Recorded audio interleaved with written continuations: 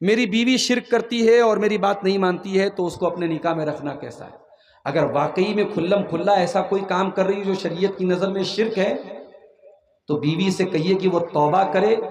اگر وہ توبہ نہیں کرتی ہے تو پھر اس بیوی کو نکاح میں نہیں رکھنا چاہیے. شرک سے بڑا کوئی پاپ نہیں ہے اور شرک کو کمپرومائز نہیں کیا جائے گا. بیوی شرک کر رہی ہے اور آپ اس کو نظر انداز کریں، یہ مناسب نہیں ہے. شرک سے بڑا کوئی پاپ نہیں ہے. اس کو سمجھائیے، اس کو توبہ کی دعوت دیجیے. اگر نہیں مانتی ہے تو پھر آپ اس سے جدائی اختیار کر لیجیے. اللہ کے نبی نے جو 10 باتوں کی نصیحت کی ہے اس میں سب سے پہلی بات آپ نے کہی لا تشرک باللہ شیئا، اللہ کے ساتھ تو کسی کو شریک مت کر.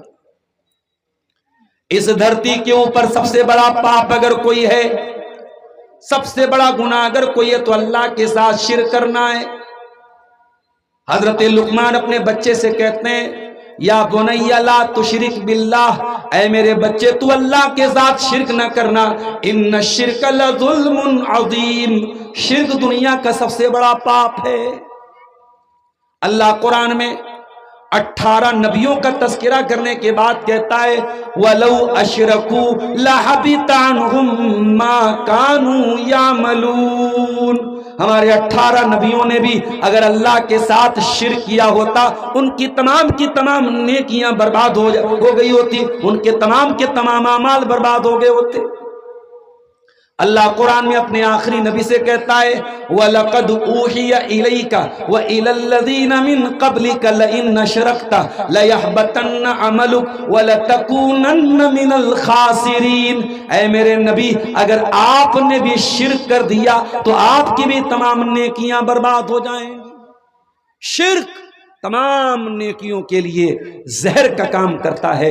اگر انسان حاجی ہے، نمازی ہے، عمرے کر چکا ہے، لیکن اگر شرک کر کے دنیا سے جاتا ہے اور توبہ کیے بغیر مر جاتا ہے اس انسان کی مغفرت نہیں ہو سکتی.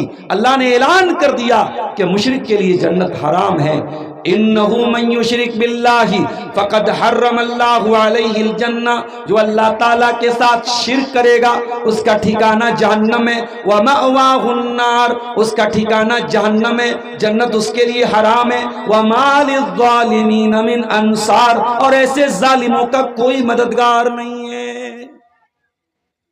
میرے پیارے ساتھیوں، آج آپ کے جھارکھنڈ کے بہت سارے نوجوان ہندوستان کے مختلف علاقوں میں رہتے ہیں. کوئی جے پور میں رہتا ہے، کوئی دلی میں رہتا ہے، کوئی ممبئی میں رہتا ہے، کوئی کلکتہ میں رہتا ہے. اگر اپنے بچوں کو پیسہ کمانے کے لیے اگر اپنا گاؤں چھوڑ کر کے دوسرے شہر بھیجتے ہو تو کم سے کم ان کی بنیاد کو اتنا مضبوط کر کے بھیجو کہ آپ کا بیٹا دنیا کے کسی بھی کونے میں چلا جائے اللہ کی ذات کے ساتھ وہ شرک نہ کرے، وہ توحید پر قائم رہے، توحید پر جیے اور توحید پر مرے. یہ تربیت میرے پیارے ساتھیوں، یہ بھی ہماری ذمہ داری ہے اپنے بچوں کی وہ تربیت ہم کریں. قرآن کریم میں اللہ تعالیٰ نے حضرت ابراہیم کی دعا کو بیان کیا. ابراہیم علیہ السلام دعا کرتے ہیں، کہتے ہیں وَجُنُبْنِي وَبَنِيَّ أَن نَّعْبُدَ الْأَصْنَامَ، اے اللہ تو مجھے بھی شرک سے بچا، مجھے بھی بت پرستی سے بچا، اور اے اللہ میرے بچوں کو بھی تو بت پرستی سے بچا، میری آنے والی نسلوں کو بھی تو بت پرستی سے بچا. اگر ابراہیم کو اپنی اولاد کا ڈر ہے، اگر ابراہیم کو اپنی آنے والی نسلوں کا ڈر ہے تو ہمیں اور آپ کو تو اور زیادہ ڈرنا چاہیے. اپنے بچوں کا ایمان کو بچا لو میرے پیارے ساتھیوں. میں نہیں کہتا ہر بچے کو عالم بنا دو، ہر بچے کو حافظ بنا دو، میں یہ نہیں کہتا. آپ اپنے بچوں کو ڈاکٹر بھی بناؤ، آپ اپنے بچوں کو انجینئر بھی بناؤ، آپ اپنے بچوں کو بزنس مین بھی بناؤ، کچھ بھی بنا دو، لیکن بچے کی بنیاد کو اتنا مضبوط کر دو بچہ دنیا کے کسی بھی کونے میں چلا جائے نبی کی اس نصیحت پر عمل کرے لا تشرک باللہ شیئا، اللہ کے ساتھ کبھی شرک مت کرنا. اے اللہ، کوئی اگر جان لینے پر تل جائے، کوئی جان لینے کی دھمکی دے دے، کوئی مرڈر کرنے کی دھمکی دے دے، یا تو تم شرک کر لو یا ہم تمہاری جان لے لیں گے. اے اللہ ایسی سچویشن میں ہم کیا کریں؟ اللہ کے نبی فرماتے ہیں وَإِن قُتِلْتَ وَحُرِّقْتَ، اگرچہ تمہیں قتل کر دیا جائے، اگرچہ تمہیں جلا کر کے خاک کر دیا جائے، جل کر کے خاک ہو جانا ٹکڑے ٹکڑے ہو جانا، لیکن اللہ کے ساتھ تم کسی کو شریک نہ کرنا، اللہ کی ذات میں تم کسی کو شریک نہ کرنا۔ ذرا خبیب بن عدی کو دیکھو میرے ساتھی۔ خبیب بن عدی کون ہے؟ نبی کے صحابی ہیں۔ جرم کیا ہے؟ اپرادھ کیا ہے؟ ایک اللہ کی توحید کا کلمہ پڑھتے ہیں۔ مکہ کے مشرکین نے ان کو گرفتار کیا، سولی پہ چڑھانے کی تیاری ہے۔ سولی پہ چڑھانے کے پہلے پوچھا گیا، اے خبیب تیری کوئی آخری خواہش ہو تو بتا دے۔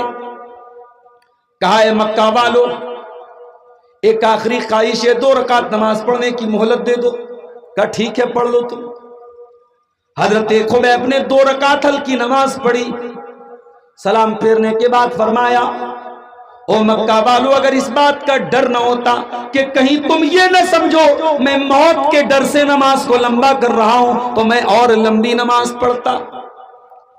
مکہ والوں نے کہا اے خبیب، تھوڑی دیر کے بعد ہم تمہیں سولی پہ چڑھا دیں گے، تمہاری جان لے لیں گے۔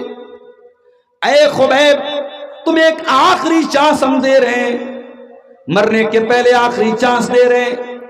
اگر تم اتنا کہہ دو کہ آج میری جگہ محمد ہوتے صلی اللہ علیہ وسلم تو ہم تمہیں چھوڑ دیں گے، صرف اتنا اپنی زبان سے نکال دو کہ آج میری جگہ محمد رسول اللہ کو سولی پہ چڑھا دیا جائے، اے خبیب ہم تمہاری جان بخش دیں گے، ہم تمہیں معاف کر دیں گے۔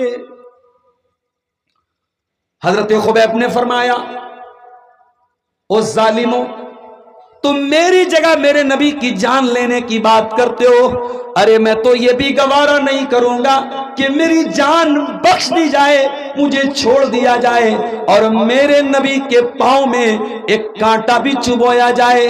میں اپنے نبی کے پاؤں میں ایک کانٹا چبونے کی قیمت پر بھی اپنی جان کو بخشوانا نہیں چاہوں گا۔ اور چشم فلک نے وہ منظر بھی دیکھا میرے ساتھی، خبیب کو سولی پہ چڑھا دیا گیا۔ خبیب کو سولی پہ چڑھایا جا رہا ہے، لیکن خبیب کے چہرے پر مسکراہٹ ہے، خبیب کی پیشانی پر کوئی بل نہیں ہے۔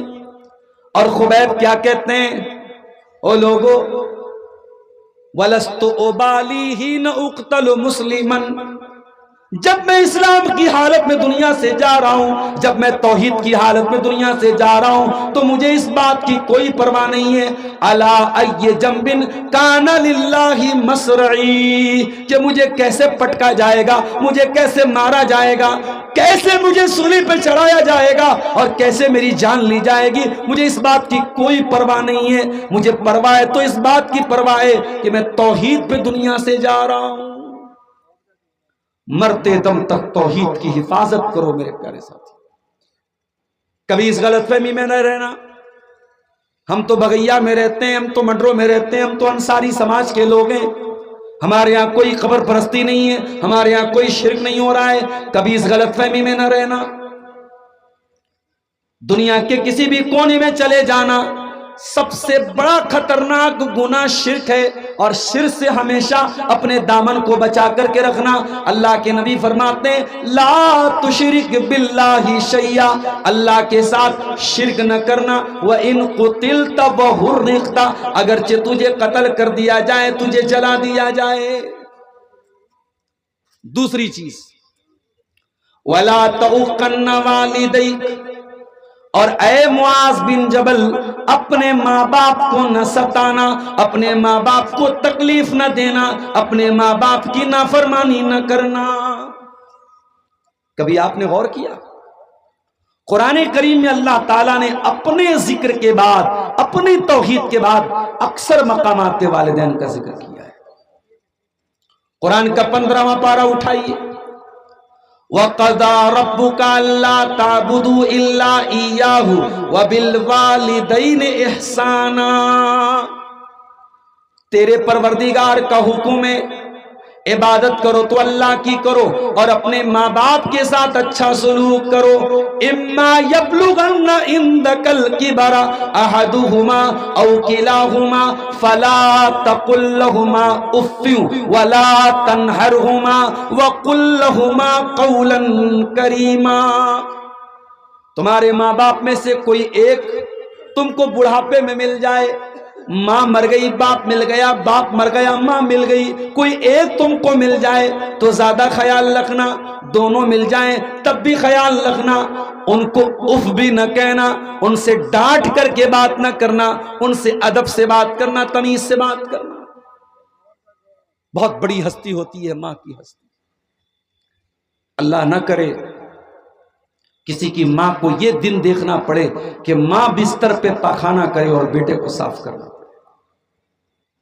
اگر کبھی وہ دن آ بھی جائے اور بیٹا بہت فرما بردار ہے، بیٹا ماں سے بہت محبت کرتا ہے، بیٹا اپنی ماں کی گندگی صاف کر رہا ہے، دنیا کہتی ہے بڑا اچھا بیٹا ہے، بڑا نیک بیٹا ہے، ماں بستر پہ لیٹرین کر رہی ہے، بیٹا صاف کر رہا ہے، باپ بستر پہ لیٹرین کر رہا ہے، بیٹا صاف کر رہا ہے۔ لیکن کبھی غور کرنا میرے پیارے ساتھی، وہ بوڑھی ماں اور بوڑھا باپ جب بستر پہ گندگی کرتے ہیں، بیٹا بیٹی اگر صاف بھی کرتے ہیں تو چہرے پر رومال رکھ کے صاف کرتے ہیں، چہرہ بناتے ہیں، چہرہ بگاڑ لیتے ہیں، بڑی کراہیت کے ساتھ، بڑی ناپسندیدگی کے ساتھ یہ کام کرتے ہیں۔ او لوگو، تم اپنی ماں کے ساتھ یہ کام اگر کر بھی دو گے تو تم وہ مسکراہٹ کہاں سے لاؤ گے جو تمہاری ماں کے لبوں کے اوپر تھی؟ جب تم چھوٹے تھے تم بار بار گندگی کر دیا کرتے تھے، تمہاری ماں ایک بار بھی تم پر غصہ نہیں کرتی تھی، تمہیں لاڈ کرتی تھی، تمہیں پیار کرتی تھی، مسکرایا کرتی تھی، تمہیں چمکار چمکار کے تمہاری گندگی کو صاف کیا کرتی تھی۔ او لوگو، آج ماں بوڑھی ہو گئی، آج باپ بوڑھا ہو گیا، آج اگر ان کی گندگی تم صاف کر بھی دو گے، وہ خوشی کہاں سے لاؤ گے، وہ مسکراہٹ کہاں سے لاؤ گے جو ماں کے لبوں کے اوپر تھی؟ نہیں اتار سکتے تم ان کے احسانات کا بدلہ، نہیں اتار سکتے میرے ساتھی۔ یمن کا ایک دیہاتی تھا، خانہ کعبہ کا طواف کر رہا تھا، اپنی بوڑھی ماں کو کندھے پہ بٹھا کے طواف کر رہا تھا، طواف کرتے کرتے کہہ رہا تھا انی لہا بعیرها المذلل۔ او لوگو، آج تو میں اپنی ماں کی سواری بن گیا، آج اپنی ماں کو اپنے کندھے پہ بٹھا کے میں نے خانہ کعبہ کا طواف کرا دیا، میں نے عمرہ کرا دیا، میں نے حج کرا دیا۔ عبداللہ بن عمر بھی وہیں پہ طواف کر رہے تھے، اس نے کہا عبداللہ بن عمر، آج ایسا لگتا ہے میں نے ماں کے دودھ کا قرضہ اتار دیا، میں نے ماں کا حق ادا کر دیا، میں نے ماں کے احسانات کا بدلہ چکا دیا۔ عبداللہ بن عمر خاموش نہیں رہے، فرمایا ارے نادان، تو ماں کو کندھے پہ بٹھا کے خانہ کعبہ کا طواف کرا کے سمجھ رہا ہے بہت بڑا تیر مار لیا تو نے، وَلَا بِزَفْرَةٍ وَاحِدَةٍ، ارے تیری ماں نے جب تجھ کو جنم دیا تھا، ماں نے جب تجھ کو پیدا کیا تھا، پیدائش کے ٹائم، تجھے جنم دینے کے ٹائم، تیری ماں کی زبان سے، تیری ماں کے منہ سے جو درد بھری آواز نکلی تھی، جو چیخ نکلی تھی، جو آواز نکلی تھی، ابھی تو نے اس آواز کا بھی حق ادا نہیں کیا۔ یہ ہوتی ہے ماں۔ ماں کا احترام کرو، باپ کا احترام کرو میرے ساتھی۔ امام ابو حنیفہ رحمۃ اللہ علیہ اتنے بڑے امام ہیں، دنیا کو دین سکھاتے ہیں، ان کی ماں ان کے پاس آتی ہے، اے ابو حنیفہ، اس مسئلے کا جواب جا کر کے عمر بن زر سے پوچھ گیا۔ عمر بن زر اس دور کے ایک عالم تھے جو امام ابو حنیفہ کے شاگردوں میں سے تھے۔ امام ابو حنیفہ ان کے پاس پہنچے، اے عمر بن زر، میں آپ کے پاس آیا ہوں مسئلہ پوچھنے۔ انہوں نے کہا کیا بات کرتے ہیں، آپ ہمارے استاد ہیں، آپ ہمارے پاس مسئلہ پوچھنے آئے۔ کہا میری ماں کی خواہش یہی ہے، میری ماں کی تمنا یہی ہے، میری ماں اس مسئلے میں میرا فتویٰ نہیں مانگ رہی، آپ کا فتویٰ مانگ رہی ہے، اس لیے میں آپ کے پاس آیا ہوں۔ امام حیوہ بن شریح بہت بڑے محدث تھے، حدیث پڑھا رہے تھے، درس دے رہے تھے، تمام طلبہ بیٹھے ہوئے حدیث پڑھنے والے۔ ان کی ماں آتی ہے اور کہتی اے حیوہ، جا کر کے مرغی کے بچوں کو دانا دے کے آ جا، مرغی کا ڈربہ کھول کے مرغی کو دانا دے کے آ۔ طلبہ حیران رہ گئے، ہمارے استاد سے کیسا کام کرایا جا رہا ہے، ہمارے شیخ سے کیسا کام کرایا جا رہا ہے۔ استاد نے اشارہ کیا خاموش رہو، خاموشی سے اٹھے، مرغی کا دربا کھولا اور مرغی کو چارہ دینے کے بعد واپس آ کے حدیث پڑھانے لگے۔ او لوگوں، یہ بڑے بڑے امام کا حال تھا، انہوں نے ماں کا احترام کرنا ہمیں سکھایا ہے۔ اللہ کے نبی فرماتے ہیں وَلَا تَعُقَّنَّ وَالِدَيْكَ، اپنے ماں باپ کی نافرمانی مت کرنا۔ اور اگر تمہارے ماں باپ تم سے یہ کہیں کہ اپنے گھر کو چھوڑ دے، اپنے مال کو چھوڑ دے، تب بھی تو ان کی بات مان لے۔ آپ کہیں گے مولانا صاحب یہ تو بڑی ناانصافی کی بات ہے، ماں باپ اگر یہ کہہ دے بیوی کو طلاق دے دو تو کیا طلاق دے دی جائے؟ یہ تو غلط بات ہو جائے گی۔ لیکن میں کہتا ہوں اگر ماں باپ واقعی میں کسی صحیح وجہ سے بول رہے ہیں طلاق دے دو، کسی شرعی بنیاد سے بول رہے ہیں، جیسے ابراہیم علیہ السلام نے اپنی بہو کے بارے میں کہا تھا، جو بہو ناشکری تھی، جو بہو اللہ تعالیٰ کا شکریہ ادا نہیں کرتی تھی، ابراہیم علیہ السلام نے کہا تھا کہ تمہارا شوہر آ جائے تو کہہ دینا ان یغیر عتبۃ بابک، کہ اپنے دروازے کی چوکھٹ کو بدل لینا۔ حضرت اسماعیل نے اپنے باپ کی بات سمجھ گئے وہ کہ میرے باپ کا اشارہ یہ ہے، دروازے کی چوکھٹ جو ہوتی ہے وہ بیوی ہوتی ہے، دروازے کی سب سے اہم چیز دروازے کی چوکھٹ ہوتی ہے، اگر چوکھٹ ہی خراب ہو تو پورا گھر خراب ہو جاتا ہے، اگر بیوی گڑبڑ ہو، عورت گڑبڑ ہو تو پورا گھر خراب ہو جاتا ہے۔ اللہ کے نبی صلی اللہ علیہ وسلم کی اس حدیث سے یہ بھی پتہ چلا کہ عورت گھر میں چوکھٹ کی طرح ہے۔ ابراہیم علیہ السلام کے کہنے پر ان کے بیٹے نے طلاق دی۔ اسی لیے علماء کہتے ہیں کہ ہر باپ کے کہنے پر بیٹا اپنی بیوی کو طلاق نہیں دے گا۔ ایسا نہیں ہے کھانے میں نمک زیادہ ہو جائے، کھانے میں مسالہ زیادہ ہو جائے، بیوی کوئی من مرضی کا کام نہ کرے اور شوہر طلاق دے دے اپنے ماں باپ کے کہنے پر، ایسا نہیں ہے۔ واقعی میں اگر باپ ابراہیم کے جیسا ہو اور ابراہیم کے جیسا باپ اگر اپنے بیٹے سے کہتا ہے کہ بیٹا تو اپنی بیوی کو طلاق دے دے، تو بیٹے کو طلاق دے دینا چاہیے۔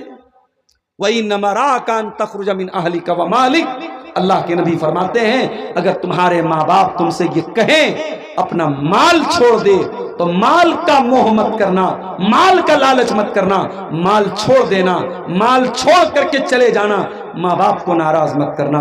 اتنی تاکید ہے ماں باپ کی فرما برداری کی، اتنی تاکید ہے ماں باپ کے ساتھ حسن سلوک کی۔ میرے پیارے ساتھیوں، آج ہمارے سماج میں کتنے لوگ ہیں جو ماں باپ کو رلاتے ہیں۔ ہاں میں یہ بھی کہوں گا سکے کے دونوں پہلوؤں پر ہماری نظر ہونی چاہیے۔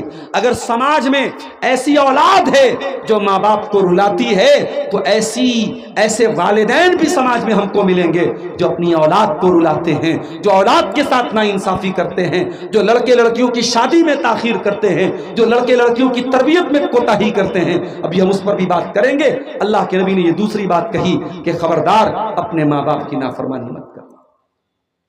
اور آگے بڑھیے، تیسری نصیحت وَلَا تَتْرُكَنَّ صَلَاةً مَكْتُوبَةً مُتَعَمِّدًا، اور اے معاذ بن جبل، ایک وقت کی نماز بھی تو جان بوجھ کر کے مت چھوڑنا، اس لیے کہ ایک ٹائم کی نماز بھی جو جان بوجھ کر کے چھوڑتا ہے فقد بریت منہ ذمۃ اللہ، اللہ تعالیٰ کی حفاظت سے نکل جاتا ہے۔ پتہ یہ چلا جو پانچوں ٹائم کی نماز پڑھتا ہے وہ اللہ تعالیٰ کی سرکشا میں آ جاتا ہے، وہ اللہ تعالیٰ کی سیکیورٹی میں آ جاتا ہے، اور جو ایک ٹائم کی نماز بھی جان بوجھ کر کے چھوڑتا ہے وہ اللہ تعالیٰ کی سیکیورٹی سے باہر نکل جاتا ہے۔ آج ہمارا حال کیا ہے؟ رات بھر جلسہ سنتے ہیں اور صبح فجر کی نماز نہیں، غائب ہو جاتے ہیں۔ مسجدوں کی کمی نہیں ہے ہمارے گاؤں میں، کمی ہے تو نمازیوں کی کمی ہے میرے پیارے ساتھی۔ مسجد تو بنا لی شب بھر میں ایمان کی حرارت والوں نے، من اپنا پرانا پاپی تھا برسوں میں نمازی بن نہ سکا۔ اور یہ بھی یاد رکھو جس سماج میں نماز کے معاملے میں لاپرواہی ہوگی وہاں نشہ بھی پایا جائے گا، وہاں زنا بھی پایا جائے گا، وہاں شراب بھی پائی جائے گی، وہاں حرام کاری بھی پائی جائے گی۔ ایک نماز ایک ایسی چیز ہے جو بہت ساری برائیوں کو کنٹرول کرتی ہے۔ اسی لیے اللہ قرآن میں کہتا ہے اقیم الصلاۃ، نماز قائم کرو، ان الصلاۃ تنہا عن الفحشاء والمنکر، یہ نماز تم کو بے حیائی سے روکتی ہے، یہ نماز تم کو برائی سے روکتی ہے۔ قرآن کا 16واں پارہ اٹھاؤ، سورہ مریم میں اللہ فرماتا ہے فخلف من بعدہم خلف اضاعوا الصلاۃ، نبیوں کے جانے کے بعد ایسے نالائق لوگ آئے جنہوں نے نمازوں کو برباد کیا، واتبعوا الشہوات، اور جنہوں نے خواہشات کی اندھی پیروی کی، فسوف یلقون غیا، ایسے لوگ جہنم میں ڈالے جائیں گے۔ جو خواہشات کی اندھی پیروی کرے گا جہنم کی آگ میں ڈالا جائے گا۔ میرے پیارے ساتھیوں، نماز کی پابندی کیجیے۔ اللہ کے نبی نے ایک ٹائم کی نماز چھوڑنے پر یہ نتیجہ بتایا ہے کہ اللہ تعالیٰ کی حفاظت سے انسان نکل جاتا ہے۔ اور آگے بڑھیے، چوتھی نصیحت، وَلَا تَشْرَبَنَّ خَمْرًا، اور خبردار شراب مت پینا، فَإِنَّهُ رَأْسُ كُلِّ فَاحِشَةٍ، یہ شراب ہر گندگی کی جڑ ہے۔ شراب پی لیا انسان نے، نشے میں ہے، اب وہ کس کو ٹچ کر دے گا، کیا بول دے گا، کون سی گالی بک دے گا، کس کا مرڈر کر دے گا۔ ابھی آپ نے دیکھا ارریا کا فاربس گنج کا وہ لائیو ویڈیو بنا ہے، سرعام کس طریقے سے ایک انسان دوسرے انسان کا سر کاٹ کے، ایک مسلمان شاید وہ آٹو ڈرائیور تھا، اس کا جو ہے اس نے سر دھڑ سے الگ کر دیا، سر الگ رکھا ہوا ہے، دھڑ الگ رکھا ہوا ہے، مین روڈ پر۔ یہ آپ کے جھارکھنڈ سے بہت دور نہیں، ارریا کا علاقہ، فاربس گنج کا علاقہ۔ مجھے نہیں معلوم کہ وہ نشے کی حالت میں تھا کہ نہیں تھا، لیکن جس طریقے سے یہ واقعہ دیکھنے میں لگ رہا ہے، اس بات کا امکان ہے کہ وہ نشے کی حالت میں تھا۔ ریپ کے زیادہ تر کیسز نشے کی حالت میں ہوتے ہیں۔ نشے کے بعد انسان کے اوپر شیطان سوار ہوتا ہے۔ میرے ساتھ آج جھارکھنڈ کی سرزمین پر آپ جس علاقے میں رہتے ہیں، میں جانتا ہوں کہ آپ کے آس پاس آدی واسی لوگ بھی رہتے ہیں۔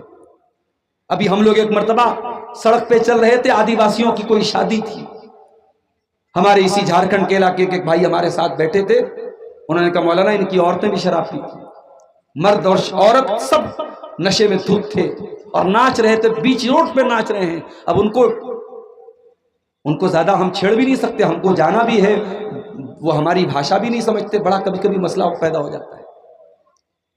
اس علاقے میں جہاں شراب کا اتنا چلن ہے، میرے نوجوانوں، آپ کی ذمہ داری اور بڑھ جاتی ہے۔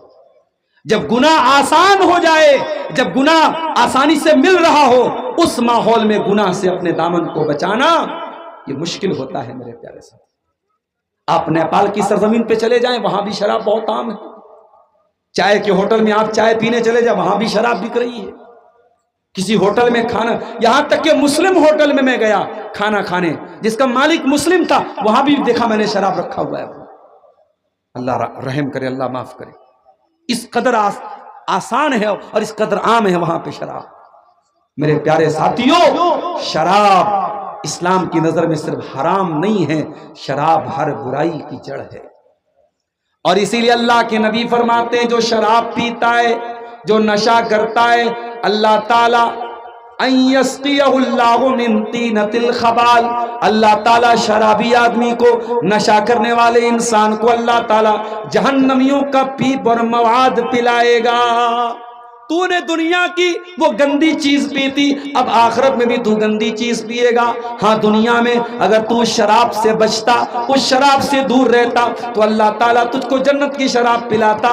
جنت کی شراب میں نہ تو کوئی چکر آئے گا، نہ اس کو پینے کے بعد انسان بہکے گا، نہ اس کا دماغ خراب ہوگا۔ جنت کی شراب بھی پاک شراب ہوگی، شراباً طہورا، پاک شراب ہوگی جنت کی۔ جو دنیا میں شراب پیے گا اس کے لیے جنت کی شراب حرام ہے۔ میرے پیارے ساتھیوں، اس لیے اللہ کے نبی نے فرمایا وَلَا تَشْرَبَنَّ خَمْرًا، خبردار شراب مت پینا، شراب ہر برائی کی جڑ ہے۔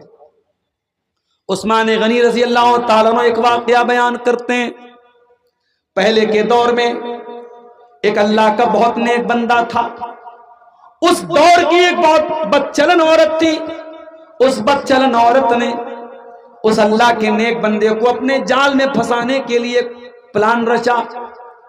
اور ایک کمرے میں جہاں شراب کا پیالہ بھی رکھا تھا اور ایک چاقو رکھا تھا اور ایک چھوٹا بچہ تھا، اور وہاں پر دھوکے سے اس نے ایک انسان کو بلانے کے بعد اس فاحشہ عورت نے، اس بدچلن عورت نے کہا اب تو یہاں تم آ چکے ہو، اب یہاں سے بھاگنے کا تمہارے پاس کوئی راستہ نہیں ہے، 7 دروازوں کے اندر تمہیں رکھا گیا ہے، اب یہاں پہ تمہارے سامنے 3 چوائس ہے، یہ شراب کا پیالہ ہے، یہ شراب کی بوتل ہے، یا تو تم ایک پیالہ شراب پی لو، یا دوسرا راستہ یہ کہ تم میرے ساتھ ریپ کرو، میرے ساتھ تم زنا کرو، اور تیسرا راستہ یہ ہے یہ چاقو اٹھا کر کے اس بچے کو قتل کر دو۔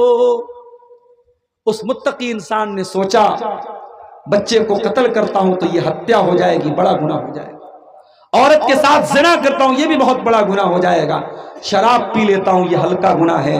شراب پیا اس نے، اور جب ایک مرتبہ شراب پیا اور نشہ چڑھا تو پوری شراب کی بوتل پی گیا، اور جب نشے میں پاگل ہو گیا تو عورت کے ساتھ زنا بھی کرتا ہے اور اس بچے کو قتل بھی کر دیتا ہے۔ حضرت عثمان غنی یہ واقعہ بیان کرنے کے بعد کہتے ہیں او لوگو شراب سے بچو، شراب ام الخبائث ہے، تمام برائیوں کی جڑ ہے، تمام برائیوں کی ماں ہے۔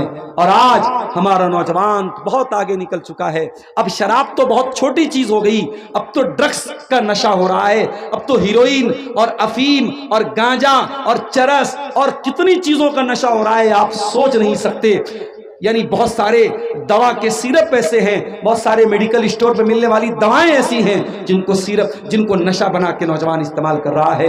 میرے پیارے ساتھیوں، میں ایسے نوجوانوں سے ایک ہی اپیل کروں گا، اللہ کے واسطے ہر طریقے کے نشے کو چھوڑ دو۔ یہ جو تم نشے کا راستہ اپنا رہے ہو یہ خودکشی کا راستہ ہے، یہ سوسائڈ کا راستہ ہے۔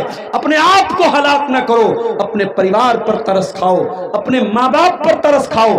تمہاری ماں نے بڑی محنتوں سے تمہیں پالا ہے، تمہارے باپ نے بڑے سپنے دیکھے ہیں تمہیں لے کر کے، تم نشہ کر کے اپنے ماں باپ کے سپنوں کو مت توڑو۔ اللہ کے واسطے شراب سے، نشے سے، گٹکھے سے، سگریٹ سے، ہر قسم کے ڈرگ سے میرے نوجوان ساتھیوں اپنے آپ کو دور رکھو۔ اللہ کے نبی چوتھی نصیحت کر رہے ہیں شراب مت پیو، کیونکہ شراب یہ تمام برائیوں کی جڑ ہے۔ 5ویں نصیحت وَإِيَّاكَ وَالْمَعْصِيَةَ، اور اے معاذ بن جبل تم اللہ تعالیٰ کی نافرمانی مت کرنا، گناہ مت کرنا۔ فَإِنَّ بِالْمَعْصِيَةِ حَلَّ سَخَطُ اللَّهِ، اس لیے کہ گناہ کرنے سے اللہ تعالیٰ ناراض ہوتا ہے۔ جب آپ کوئی گناہ کا کام کریں گے آپ کے بچے پر بھی اثر پڑے گا، بیوی پر بھی اثر پڑے گا، گھر کے ماحول پر بھی اثر پڑے گا، روزی روٹی پر اثر پڑے گا۔ او لوگو ہم نے بہت ساری مثالیں دیکھی ہیں سماج میں، شوہر شادی شدہ ہے، بیوی کو کے رہتے ہوئے غیر عورتوں کے ساتھ اس کا ریلیشن ہے، اویدھ سمبند ہے، ناجائز تعلق ہے، اس کا نقصان یہ ہوتا ہے اس کا اچھا خاصا بھرا پورا پریوار برباد ہو جاتا ہے، اس کے گھر کی خوشی برباد ہو جاتی ہے، اس کی بیوی اس سے متنفر ہو جاتی ہے، اس کے بچے اس سے دور ہو جاتے ہیں، اور پاپ کا گھڑا ایک دن ضرور پھوٹ جاتا ہے۔ میرے پیارے ساتھیوں یاد رکھو برائی کبھی چھپنے والی نہیں ہے، پاپ کبھی چھپنے والا نہیں ہے، ایک نہ ایک دن سامنے آ جائے گا۔ جب شیطان آپ کے دل میں کسی گناہ کا خیال ڈالے، کسی غلط کام کا خیال ڈالے تو اللہ کے نبی کی یہ حدیث یاد کر لینا، وَإِيَّاكَ وَالْمَعْصِيَةَ، اے معاذ بن جبل تو گناہوں سے بچنا، اس لیے کہ گناہ کرنے سے اللہ تعالیٰ ناراض ہوتا ہے، اللہ کی ناراضگی اترتی ہے۔ بعض سلف کہتے ہیں کہ میں جب کوئی غلط کام کرتا ہوں، کوئی گناہ کا کام مجھ سے ہو جاتا ہے تو میں اپنی بیوی کے اخلاق پر بھی اس کا اثر محسوس کرتا ہوں، اپنی سواری پر بھی اس کا اثر محسوس کرتا ہوں۔ میرے پیارے ساتھیوں گناہ بڑی منحوس چیز ہے، اور گناہ آخرت میں جو سزا ہوگی دنیا میں بھی گناہ کا کہیں نہ کہیں بیڈ ایفیکٹ اور برا اثر ہمارے اوپر پڑتا ہے۔ آپ یاد کیجئے جب ہمارے باپ آدم سے اور ہماری ماں حوا سے جب خطا ہوئی تھی، جیسے ہی ان سے خطا ہوئی تھی سب سے پہلا ریئیکشن کیا ہوا تھا؟ بدت لہما سوآتہما، دونوں کے بدن سے کپڑے اتر گئے اور دونوں ننگے ہو گئے۔ پتہ یہ چلا کہ گناہ انسان کو دنیا میں بھی نقصان پہنچاتا ہے۔ اللہ کے نبی فرماتے ہیں بندہ اپنی روزی روٹی سے محروم ہو جاتا ہے اپنے گناہ کی وجہ سے، اس لیے گناہوں سے اپنے دامن کو بچا کے چلیے میرے ساتھ۔ 6ٹھی چیز اللہ کے نبی فرماتے ہیں جب تم میدان جنگ کے اندر ہو اور لوگ ہلاک ہو رہے ہیں. وَإِيَّاكَ وَالْفِرَارَ مِنَ الزَّحْفِ، میدان جنگ چھوڑ کے مت بھاگنا، بزدل مت بن جانا. او مسلمانوں، اسلام بزدلوں کا دین نہیں ہے، اسلام بہادروں کا دین ہے، اسلام ہمت والوں کا دین ہے. مشکل سے مشکل حالات آ جائیں، پیٹ پھیر کر کے بھاگنے کی کوشش نہ کرنا. میں جانتا ہوں ملک کے حالات کیسے چل رہے ہیں، بڑی تیزی سے یہ خبریں بھی آج کل آ رہی ہیں، مسلمان لڑکیاں مرتد ہو رہی ہیں، مسلمان لڑکے مرتد ہو رہے ہیں. یہ واقعات کیوں ہو رہے ہیں؟ کیونکہ ہم نے اپنی بچیوں کو بتایا ہی نہیں کہ ایمان کو بچانا کتنا اہم کام ہے. ہم نے کبھی سمیہ کی سیرت اپنی بچیوں کو نہیں بتائی، ہم نے کبھی خدیجہ کی زندگی بچیوں کو نہیں بتائی، ہم نے کبھی اماں عائشہ کی زندگی کے بارے میں نہیں بتایا. او لوگو، اسلام کا ماننے والا، اسلام کا سچا ماننے والا کبھی مرتد نہیں ہوتا ہے. جو مرتد ہو جائے، جو اسلام کو چھوڑ دے، اس کا مطلب کہ اس نے اسلام کو سمجھا ہی نہیں ہے. اسلام تو وہ دین ہے، اکبر الہ آبادی نے کہا تھا اسلام کی فطرت میں قدرت نے لچک دی ہے، اتنا ہی ابھرے گا جتنا کہ دباؤ گے. آج کتنا پروپیگنڈا ہو رہا ہے میڈیا میں اسلام کے خلاف، لیکن اس سے اسلام ختم نہیں ہو جائے گا میرے پیارے ساتھیوں. پھوکوں سے یہ چراغ بجھایا نہ جائے گا. یہ دین اللہ کا ہے، یہ اللہ کا نور ہے، اور اللہ اپنے نور کی حفاظت کرے گا. میرے پیارے ساتھیوں، اللہ کے نبی کہہ رہے ہیں جنگ کے میدان سے پیٹ پھیر کر کے مت بھاگنا. ساتویں چیز، وَإِذَا أَصَابَ النَّاسَ مُوتَانٌ وَأَنْتَ فِيهِمْ فَاصْبُرْ. اور اے معاذ بن جبل، جب لوگوں کے اوپر کوئی وائرس آ جائے، کوئی وبا آ جائے، کوئی بیماری آ جائے، تو تم اس وقت اگر لوگوں کے بیچ میں ہو تو وہیں پر ثابت قدم رہنا، وہاں سے مت بھاگنا. پتہ یہ چلا اسلام انفیکشن پھیلانے سے منع کرتا ہے. جس بیماری سے انفیکشن پھیلنے کا ڈر ہو، اس بیماری کو ہمیں دوسروں تک پہنچانے کی ہر کوشش سے اپنے آپ کو بچانا ہے. جیسے کسی کو ٹی بی کی بیماری ہو جائے تو ڈاکٹر بولتے ہیں ٹی بی کے مریض کا تولیہ الگ ہونا چاہیے، اس کا کپڑا الگ ہونا چاہیے، کیونکہ ٹی بی کی بیماری بہت تیزی سے پھیلتی ہے. تو جو بیماریاں انفیکشن ہے جن کے اندر، اگر اس میں سے کوئی بیماری آپ کو ہو گئی ہے، اللہ کے نبی میڈیکل کا ایک اصول بتا رہے ہیں کہ انفیکشن والی بیماری اگر آپ کو ہو جائے تو اس بیماری میں آپ جہاں پر ہیں وہیں پر رہیے، دوسروں کو اپنا وائرس مت پھیلائیے. جو لوگ سگریٹ پیتے ہیں، بیڑی پیتے ہیں، ڈاکٹروں کا کہنا ہے کہ بیڑی پینے والا، سگریٹ پینے والا جتنا اپنے آپ کو نقصان پہنچاتا ہے، اس سے زیادہ اپنے آس پاس کے لوگوں کو نقصان پہنچاتا ہے. تو اس حدیث میں بیڑی پینے والے بھی آگئے، سگریٹ پینے والے بھی آگئے کہ اللہ کے واسطے کوئی ایسا کام مت کرو جس سے دوسروں کو تکلیف پہنچے. اللہ کے نبی نے فرمایا جب تم اس حالت میں ہو کہ کوئی وبا پھیلی ہوئی ہے، کوئی انفیکشن پھیلا ہوا ہے، تو تم وہیں پر رہو، اس جگہ کو چھوڑ کر کے مت جاؤ. آٹھویں چیز، وَأَنْفِقْ عَلَىٰ عِيَالِكَ مِنْ قَوْلِكَ. اور اے معاذ بن جبل، تو اپنے گھر والوں کے اوپر اپنی استطاعت کے مطابق خرچ کیا کر. اسلام اگر فضول خرچی سے منع کرتا ہے تو اسلام کنجوسی سے بھی منع کرتا ہے. آپ کو اللہ تعالیٰ نے اگر نوازا ہے، اپنی بیوی کو اچھا کپڑا بھی پہناؤ، اپنی بیوی کو اچھا کھانا بھی کھلاؤ، اپنے بچوں کو اچھا کھانا بھی کھلاؤ. میرے پیارے ساتھیوں، چمڑی چلی جائے دمڑی نہ جائے، وہ مزاج اگر کسی کا ہے تو کان کھول کے سن لے، یہ مزاج اسلام کا نہیں ہے. اسلام اگر فضول خرچی کے خلاف ہے تو اسلام کنجوسی کے بھی خلاف ہے.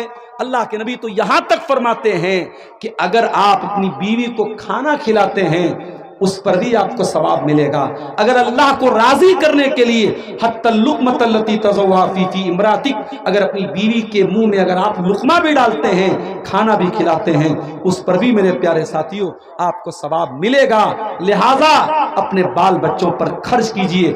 آج بہت ساری عورتوں کو شکایت ہوتی ہے ہمارا شوہر ہمارے کپڑے کا خیال نہیں کرتا، ہمیں اچھا کھلاتا نہیں ہے، ہمارے شوہر کی آمدنی اچھی ہے، اس کی انکم اچھی ہے، مگر ہمارے پاس ایسے میسیجز بھی کبھی کبھی آتے ہیں عورتوں کی طرف سے بھی اور بعض نوجوانوں کی طرف سے بھی، ہمارے ماں باپ ہماری ضرورتوں کا خیال نہیں کرتے، ہمارے باپ کی اچھی آمدنی ہے اپنے بیٹوں کا خیال نہیں کرتا ہے۔ میرے پیارے ساتھیوں، اللہ کے نبی نے ہمیں حکم دیا ہے وَأَنْفِقْ عَلَىٰ عِيَالِكَ مِنْ قَوْلِكَ، اپنی طاقت کے مطابق، اپنی استطاعت کے مطابق اپنے بال بچوں کے اوپر آپ خرچ کیجئے۔ یہ اللہ کے نبی کی 8ویں نصیحت ہے۔ اور 9ویں نصیحت کیا ہے؟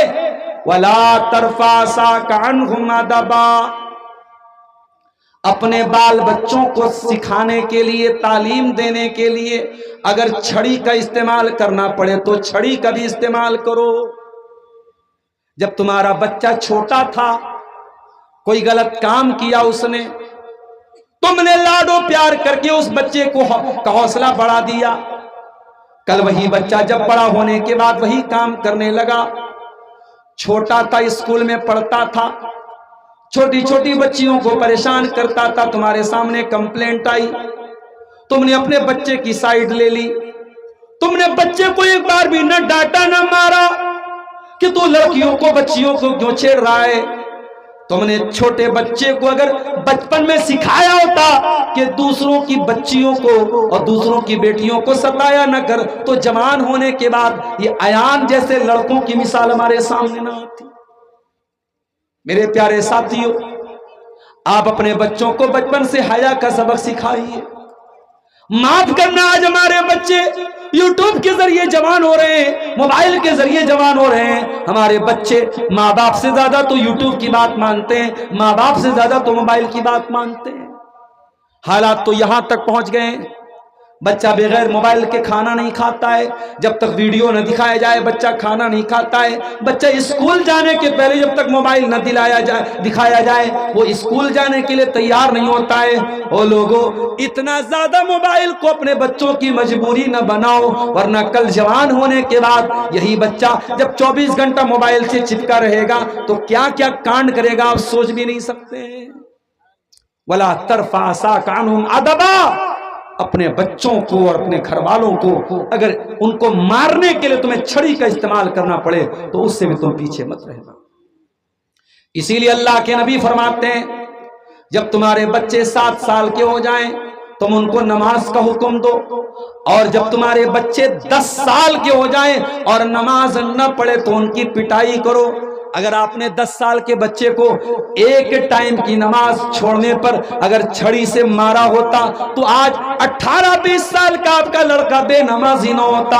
او لوگو، ہمارا مسئلہ تو یہ ہے، ہم تو خود بے نمازی، ماں تو خود بے نمازی، باپ خود بے نمازی، تو بچے کو کس منہ سے نمازی بنائیں گے ہم؟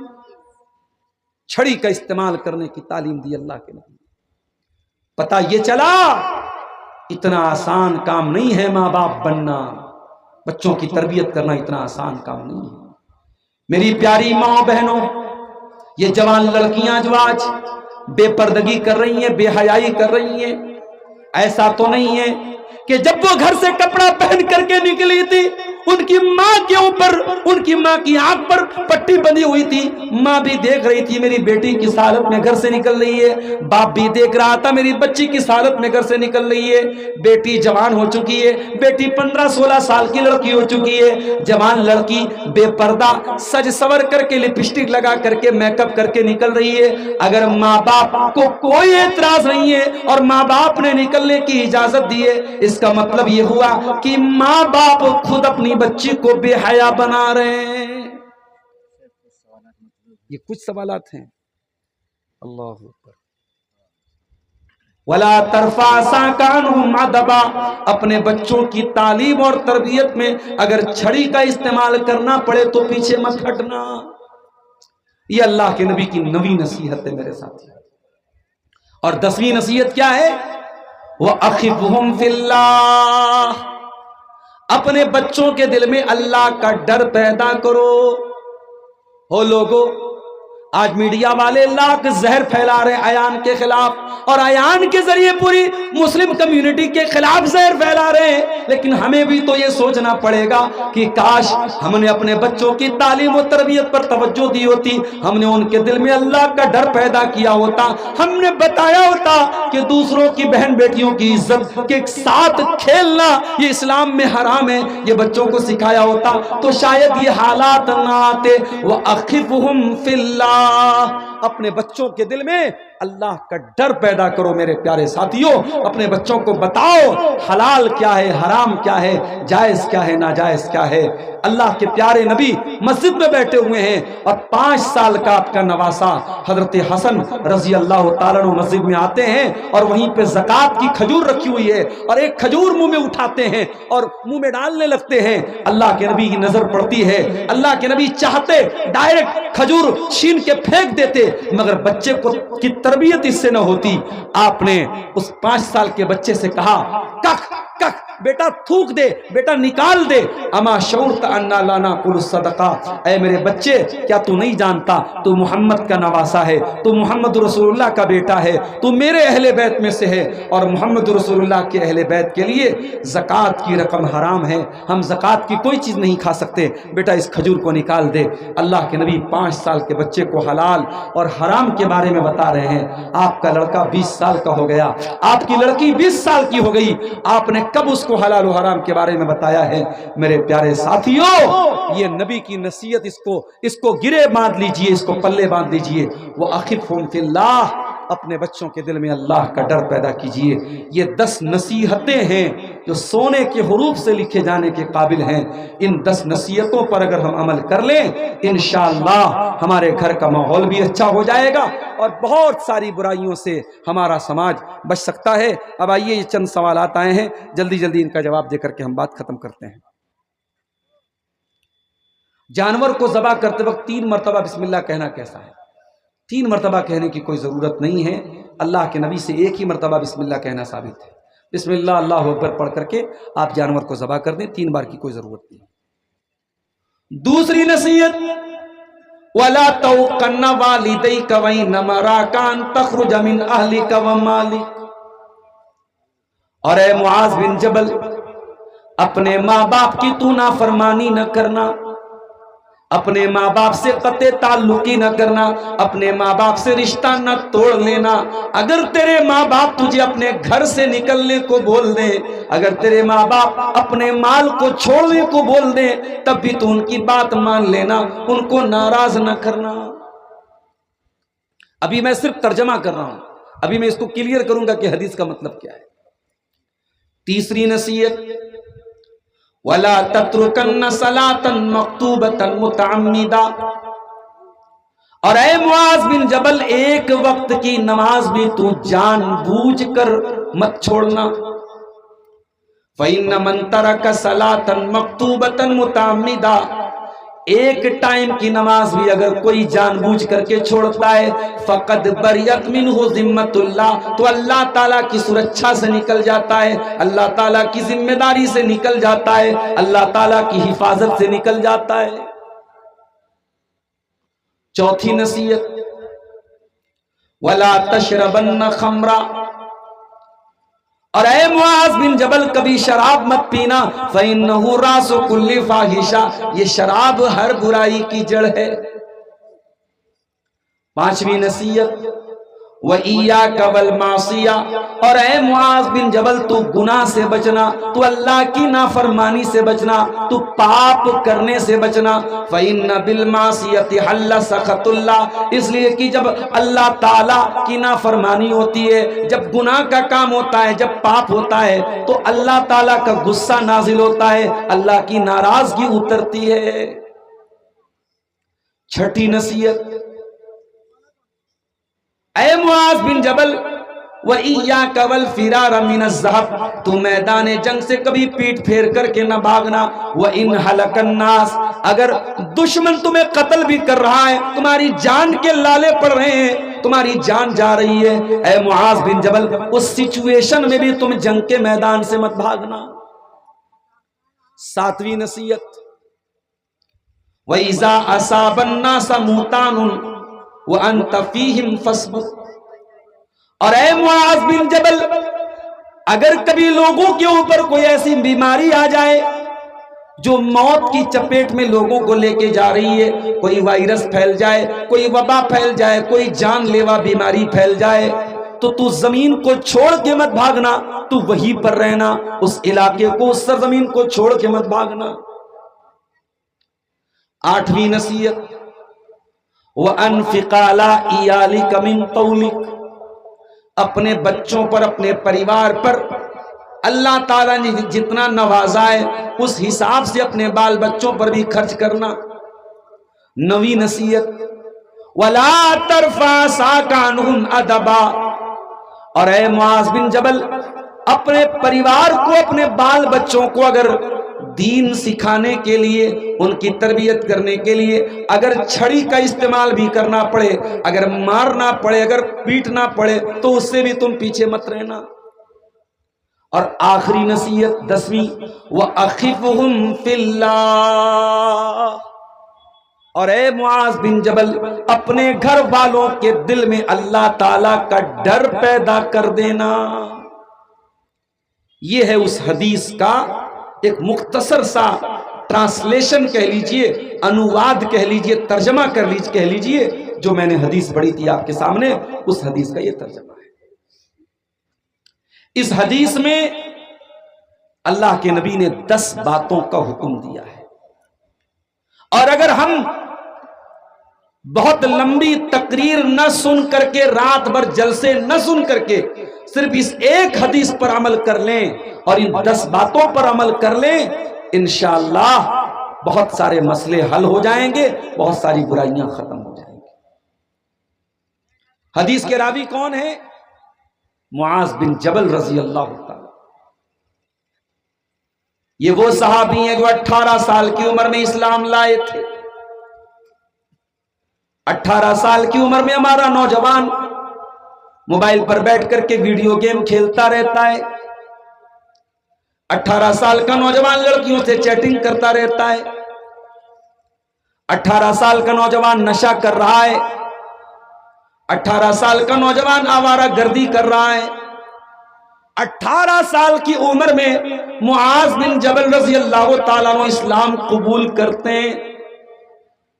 اور 2 سال کے بعد اسلام کی پہلی لڑائی ہوتی ہے، جس کو ہم جنگ بدر کہتے ہیں.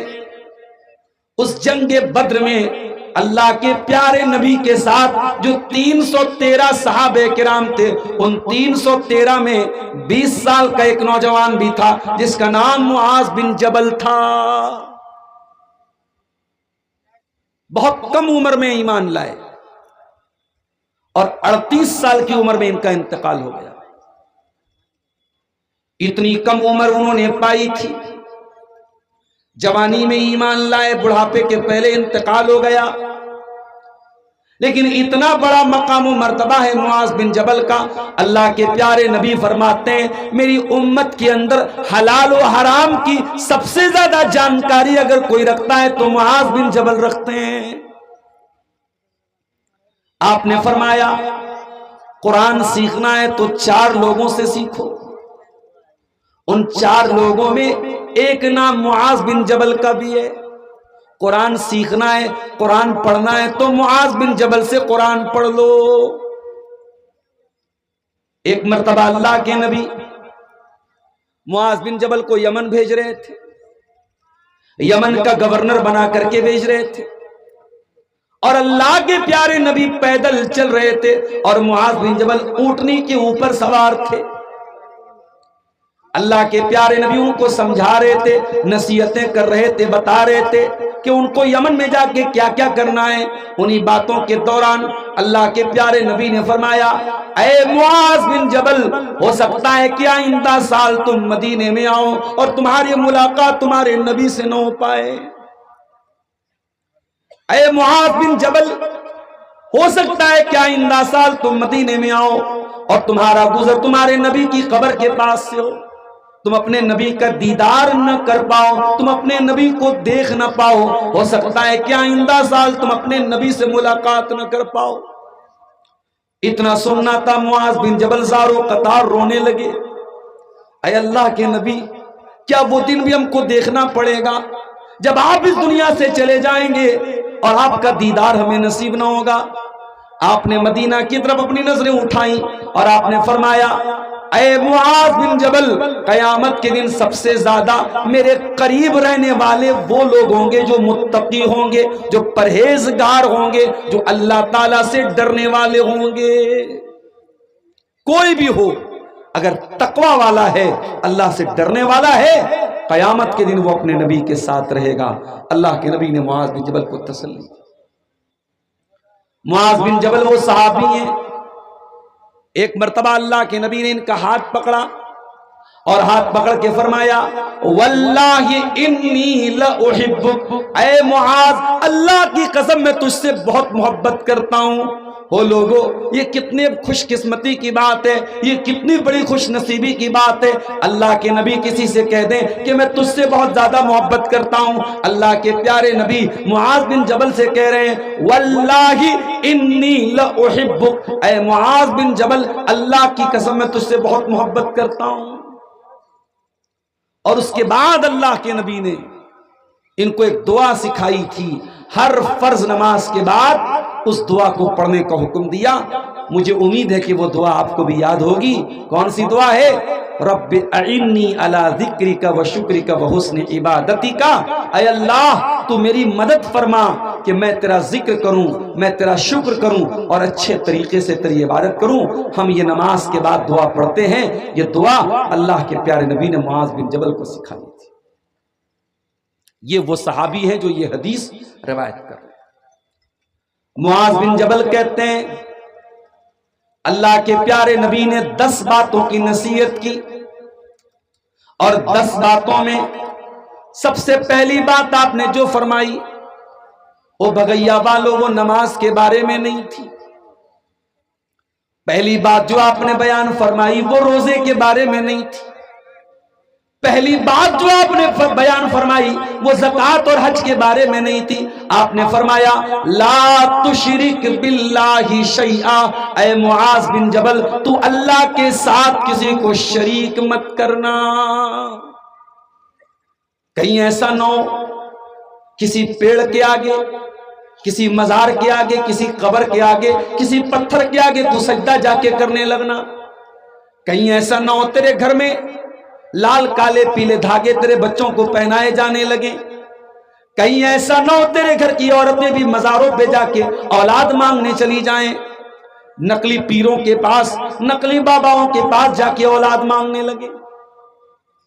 آج کل آپ نے سنا ہوگا ایک اشوک خرات نام کا ایک ناسک کے اندر ایک بابا کا معاملہ بڑا وائرل ہوا تھا. 100 سے زیادہ عورتوں کے ساتھ اس نے ریپ کیا تھا، جن کے ویڈیوز اویلیبل ہیں، اور کتنی ہوں گی اللہ عالم. اور اشوک خرات کا اتنا بڑا کانڈ دنیا کے سامنے آیا اور کوئی ایسی کاروائی نہیں ہوئی، کوئی اس کے گھر پہ بلڈوزر نہیں چلا. اور ابھی امراوتی مہاراشٹرا کا ایک واقعہ جب سامنے آیا، صرف مسلم نام آ گیا، ایان نام کے ایک نوجوان لڑکے کا نام آیا، اور حقیقت یہ تھی اس نے بھی جو حرکت کی انتہائی گری ہوئی اور کمینے پن کی حرکت کی.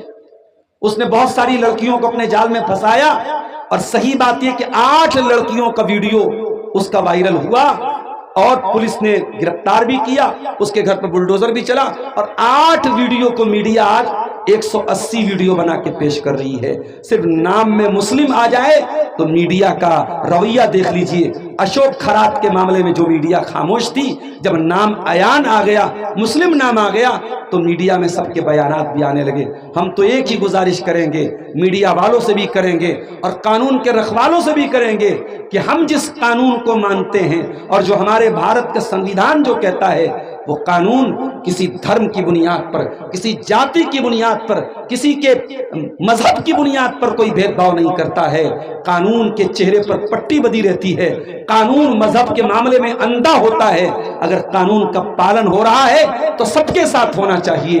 اور میرے پیارے ساتھیوں، ایان نام کے اس لڑکے کی یہ جو حرکت تھی، اس سے یہ بھی پتا چلا کہ اگر ہم نے اپنے جوان بچوں اور بچیوں کے ہاتھ میں موبائل دیا ہے تو ہم صرف ان کا پاسورڈ جاننے کی کوشش نہ کریں، ہم یہ بھی جاننے کی کوشش کریں کہ ہمارا بیٹا وہ اس کے اندر حیا ہے کہ نہیں ہے، اس کا پاسورڈ ہمیں معلوم ہو جائے، یہ اتنی بڑی بات نہیں ہے۔ ہمارا بچہ اور ہماری بچی اگر حیا والی نہیں ہے تو اس طریقے کے کانڈ میرے پیارے ساتھیوں اور بھی سامنے آتے چلے جائیں گے۔ تو آپ غور کیجئے، کون کون سی نماز میں سلام پھیرنے کے بعد اللہ اکبر اور استغفر اللہ پڑھ سکتے ہیں؟ فرض نمازوں کے بعد، ہر فرض نماز کے بعد اللہ اکبر، استغفر اللہ استغفر اللہ استغفر اللہ، اور باقی جتنے اذکار اور دعائیں ہیں وہ سب پڑھنا ہے۔ سنت نمازوں کے بعد میرے علم میں ثابت نہیں، اگر کوئی عادت بنی ہے اور کسی کی زبان سے نکل گیا اللہ اکبر استغفر اللہ تو وہ الگ بات ہے، لیکن جو اللہ کے نبی کی سنت ہے، جو معمول ہے، جو طریقہ ہے، وہ یہ ہے کہ فرض نمازوں کے بعد اللہ اکبر استغفر اللہ کہا جائے۔ کیا سنت نماز میں سورہ فاتحہ کے بعد کیا لکھا ہے؟ چاروں رکعت میں سورہ ملا سکتے ہیں؟ ملا سکتے ہیں۔ سنت میں کیا فرض میں بھی ملا سکتے ہیں؟ فرض نماز جیسے آپ ظہر کی نماز پڑھ رہے ہیں تو ظہر کی نماز میں آپ تیسری رکعت اور چوتھی رکعت میں سورہ فاتحہ کے ساتھ کوئی اور سورت بھی پڑھ سکتے ہیں۔ اگر آپ صرف سورہ فاتحہ پڑھیں تو وہ زیادہ بہتر ہے، وہی عام طریقہ تھا اللہ کے نبی کا، لیکن تیسری اور چوتھی رکعت میں بھی اللہ کے نبی نے کبھی کبھی سورتوں کو بھی ملا کے پڑھا ہے، لہٰذا آپ ملا کے پڑھ سکتے ہیں، سنت میں بھی پڑھ سکتے ہیں، فرض میں بھی پڑھ سکتے ہیں، کوئی حرج کی بات نہیں۔ جس کا شوہر نماز نہیں پڑھتا ہے کیا اس کی بیوی اس کے نکاح میں رہ سکتی ہے؟ دیکھیے بعض علماء نے تو یعنی اگر کوئی شخص نماز نہیں پڑھتا ہے تو اس کو کافر قرار دیا ہے، اور کافر ہے تو پھر بیوی نکاح میں بھی نہیں رہ سکتی، ایسا کچھ علماء کا فتویٰ ہے۔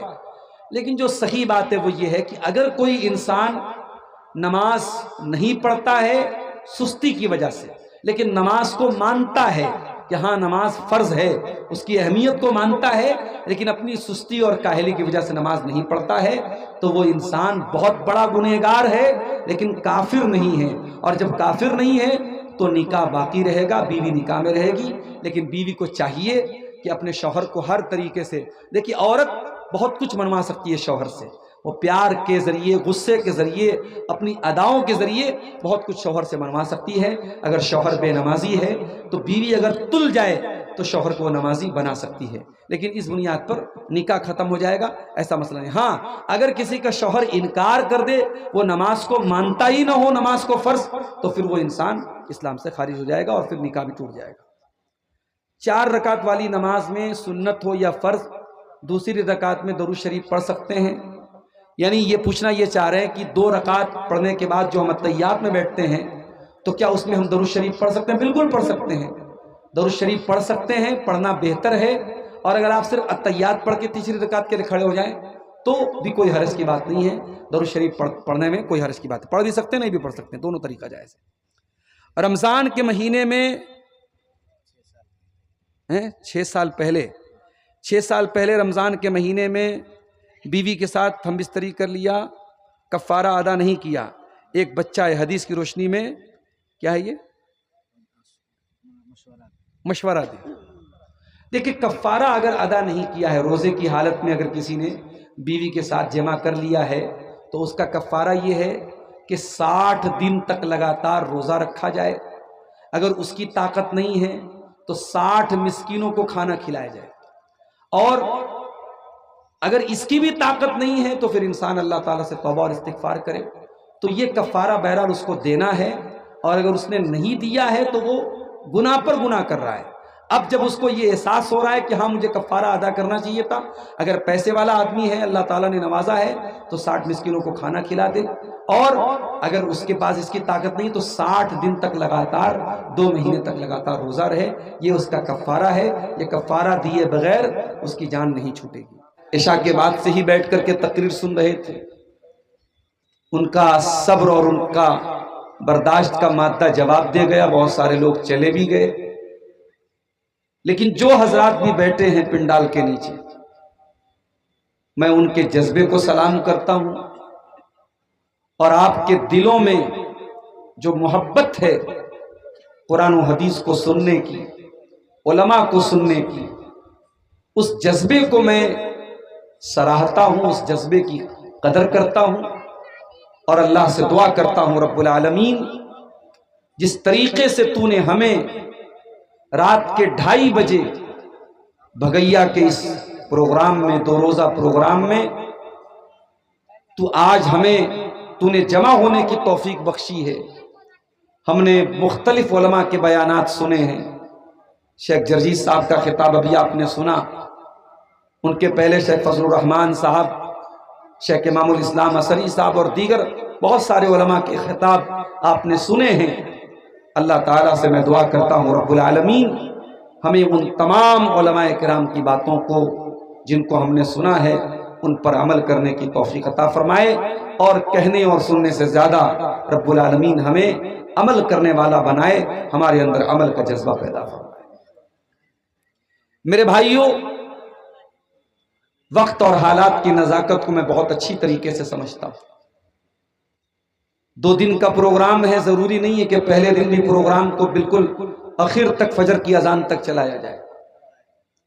میں چاہوں گا وقت زیادہ نہ لے کر کے بہت ہی مختصر وقت میں ٹو دا پوائنٹ باتیں آپ کے سامنے میں رکھوں۔ صرف ایک حدیث، اللہ کے پیارے رسول کی ایک حدیث کا مطلب آپ کو سمجھا دوں، مطلب آپ کو کلیئر کر دوں، حدیث آپ کو سمجھ میں آ جائے، میں آپ سے اجازت لے کے چلا جاؤں۔